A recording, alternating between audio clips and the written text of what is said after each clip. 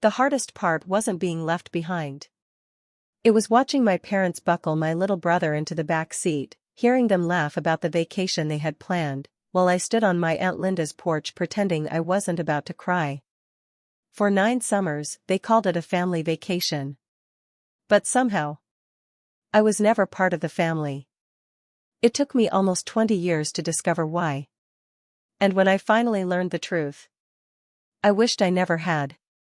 My name is Emily, and if you had looked at my family from the outside, you would have thought we had the perfect life. My dad owned a small construction business. My mom worked at a local school. We lived in a beautiful suburban neighborhood where everyone knew each other, celebrated birthdays together, and smiled for every family photo. People always told me how lucky I was. I smiled back, because I didn't know how to explain something I barely understood myself.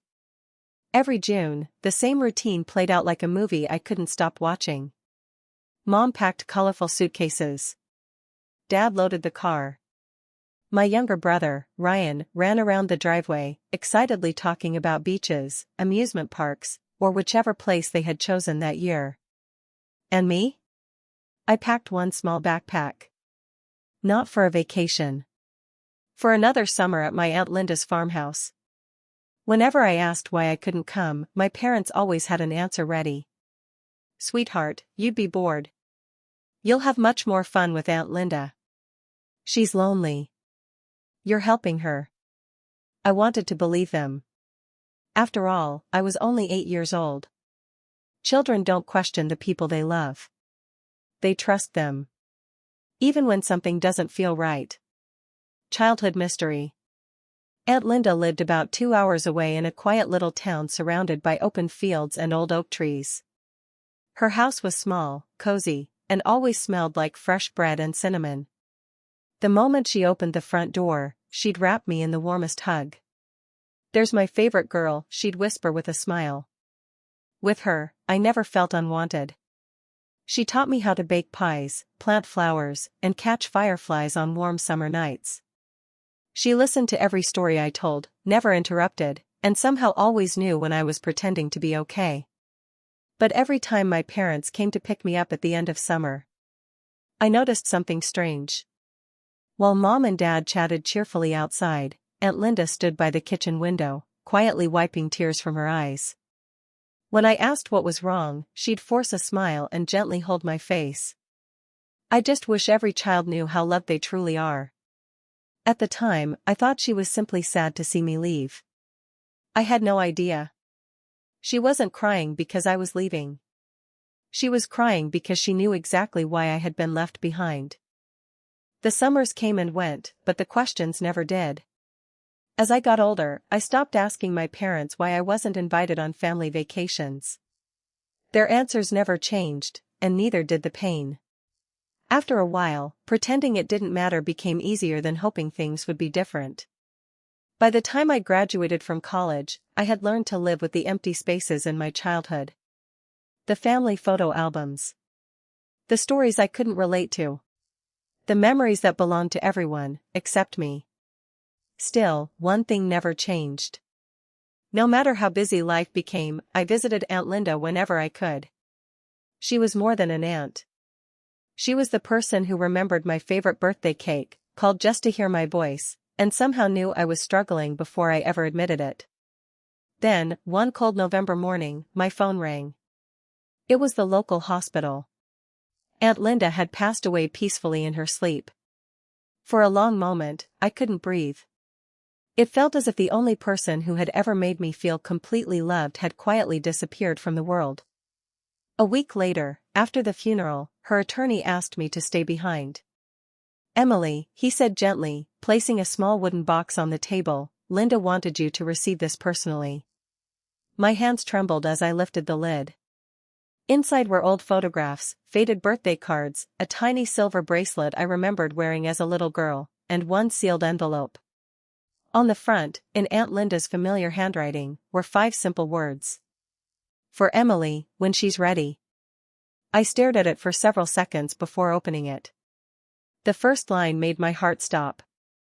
My sweet Emily, if you're reading this, it means I can no longer protect the secret your parents begged me to keep. I read the sentence again. Then again. It didn't make sense. What secret? Why would my parents hide anything from me? As I continued reading, tears blurred the words. Aunt Linda explained that every summer she wanted to tell me the truth. More than once, she had packed her bags, determined to confront my parents. But each time, they convinced her to stay silent. They promised they would tell me themselves when I was older. They never did. Instead, they let me believe I simply loved spending summers with my aunt. The final page contained one sentence underlined in blue ink. Emily, they didn't leave you with me because I needed you. They left you with me because they didn't want you with them. I felt the room spin. My hands went cold. But the letter wasn't over. What I read on the next page would completely destroy the family I thought I knew, and reveal a truth that had been buried for almost 20 years. I couldn't stop shaking. I kept telling myself there had to be a misunderstanding. Maybe Aunt Linda had misunderstood something. Maybe my parents had made a terrible mistake years ago and simply didn't know how to fix it. I wanted to believe there was another explanation. But as I reached deeper into the wooden box, every hope I had disappeared. Beneath the letter was a thick stack of papers, carefully tied together with a faded blue ribbon. There were hotel reservations, flight confirmations, old vacation brochures, family photographs. Every single one was dated during the summers the first had spent at Aunt Linda's house. In every picture, there were only 3 smiling faces. My mom. My dad. My younger brother, Ryan.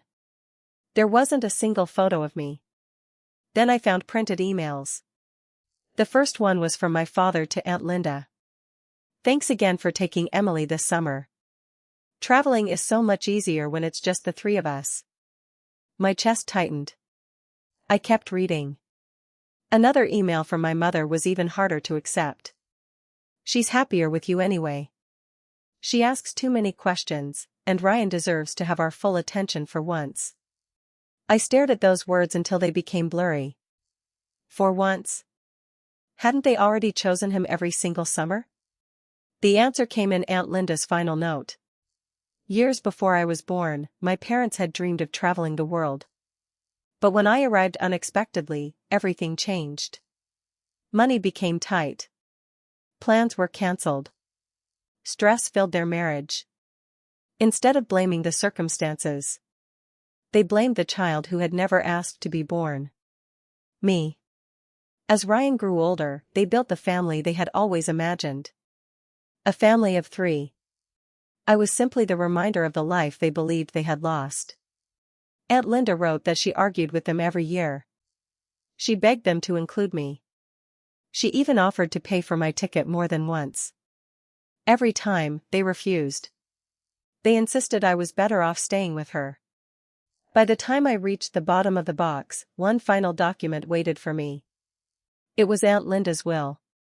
She had left me her farmhouse, her savings, and the land surrounding it. My parents, the people who had expected to inherit everything, were each left exactly $1.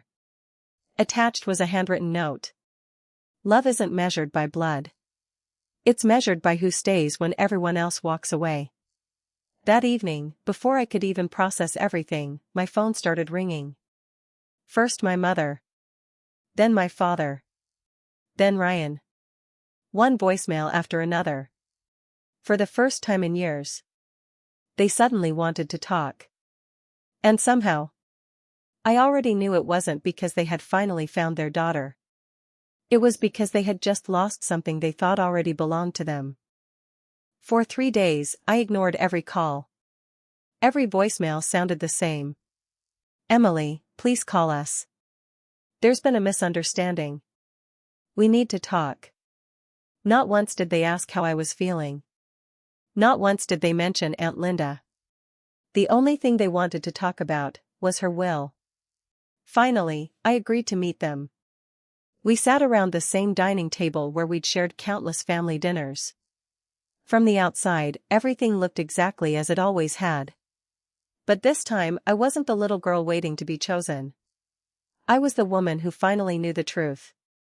Dad cleared his throat first.